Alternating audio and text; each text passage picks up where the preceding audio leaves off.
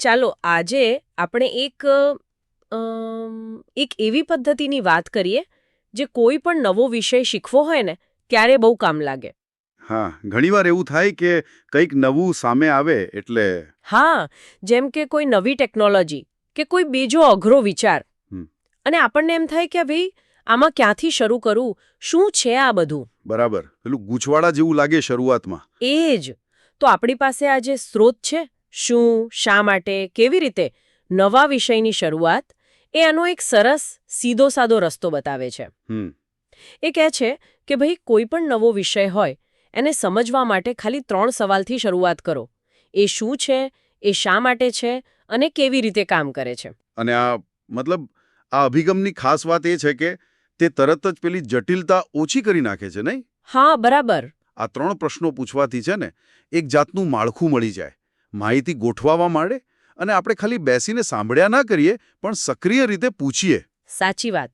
એ પૂછપરછ જરૂરી છે. હા, એનાથી જ ખરી સમજણ આવે.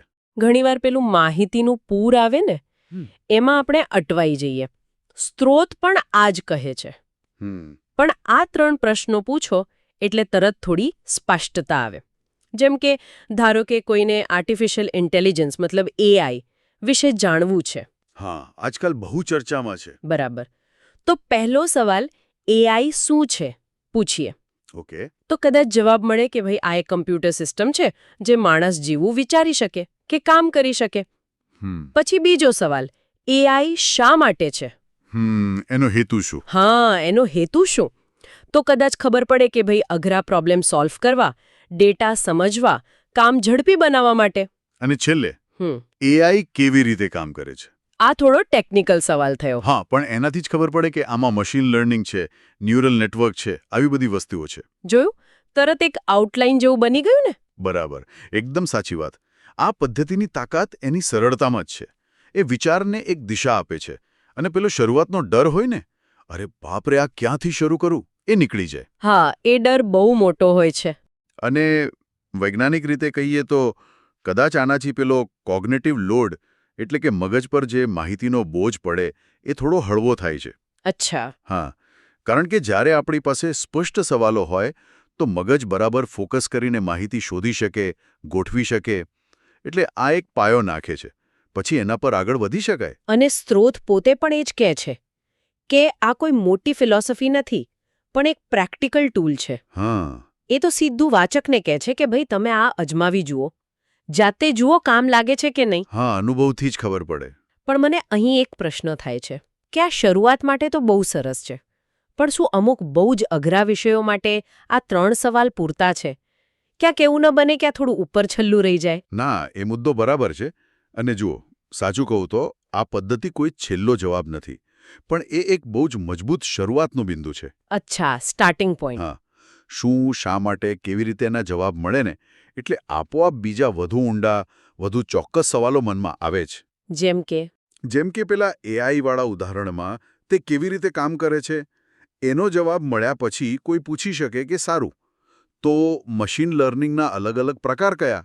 અથવા આ AIની સમાજ પર શું અસર થશે? હા, એ વાત બરાબર છે. એટલે આ પદ્ધતિ શું કરે છે કે એ દરવાજો ખોલી આપે છે. પછી અંદર કેટલું ઊંડું જવું, કઈ દિશામાં જવું એ તો પછી નક્કી થાય.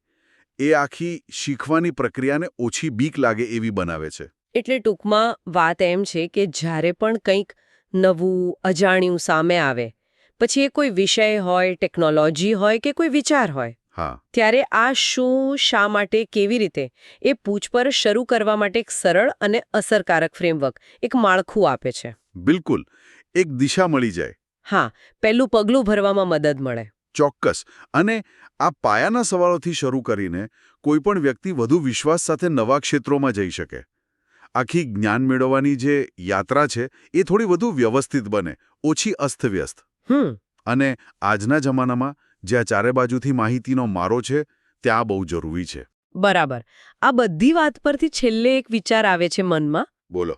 આપણે અત્યાર સુધી આ શું, શા માટે, કેવી રીતે ની વાત ફક્ત નવું શીખવાના સંદર્ભમાં કરી, પણ શું આ જ સરળ માળખું આપણા રોજિંદા જીવનમાં જે બીજી સમસ્યાઓ આવે, મતભેદો થાય કે કોઈ પરિસ્થિતિ સમજવી હોય, એમાં પણ આટલું જ ઉપયોગી ન થઈ શકે?